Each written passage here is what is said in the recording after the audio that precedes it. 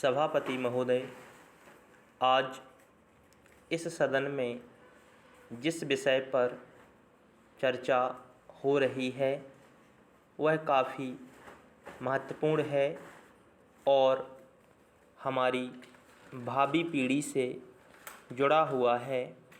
मुझे भी अपने विचार प्रकट करने के लिए आपने जो अवसर प्रदान किया है उसके लिए मैं आपका आभार प्रकट करता हूँ और हार्दिक धन्यवाद देता हूँ।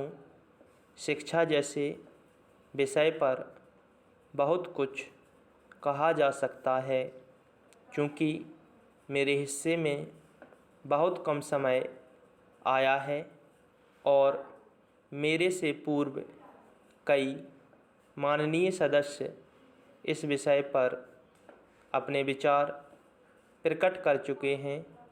इसलिए मैं कम से कम इस बात से पूर्ण रूप से सहमत हूँ कि शिक्षा प्रणाली में बुनियादी परिवर्तन की आवश्यकता है।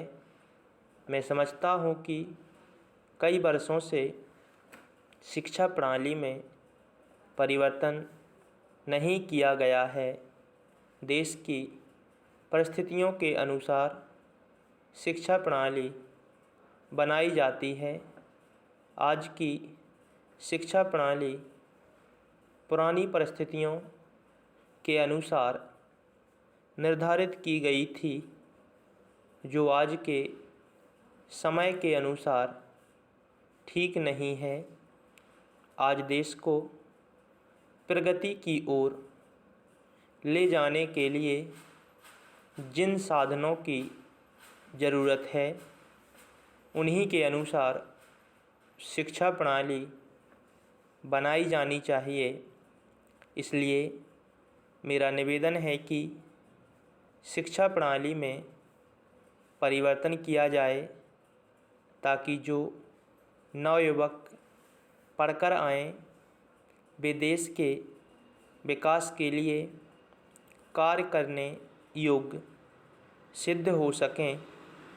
यह सभी जानते हैं कि जो विद्यार्थी शिक्षा ग्रहण कर रहे हैं, भविष्य में उन्हीं के ऊपर देश का भार पड़ता है।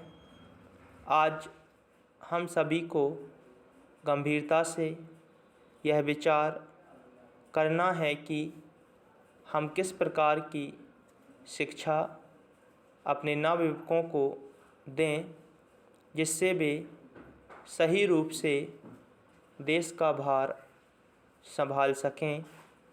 आज देश जिन परिस्थितियों से गुज़र रहा है उसके अनुसार हमें सही शिक्षा देकर अपने नवयुवकों को तैयार करना है।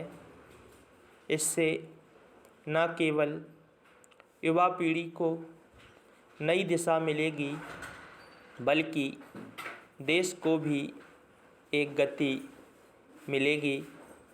महोदय, मैं आपसे यह भी निवेदन करना चाहता हूँ कि इस महत्वपूर्ण विषय पर चर्चा के लिए अधिक समय दें, ताकि सभी सदस्यों को अपने विचार व्यक्त करने का अवसर मिल सके और शिक्षा के संबंध में ऐसी नीति बन सके जिससे देश को लाभ मिल सके। मैं निवेदन करना चाहता हूँ तथा अपनी ओर से सुझाव देना चाहता हूँ कि सबसे पहले शिक्षा के बुनियादी ढांचे में परिवर्तन किया जाए, तभी देश के नवयुवकों को रोज़गार संबंधी शिक्षा उपलब्ध हो सकेगी और देश से बेरोज़गारी दूर हो सकेगी।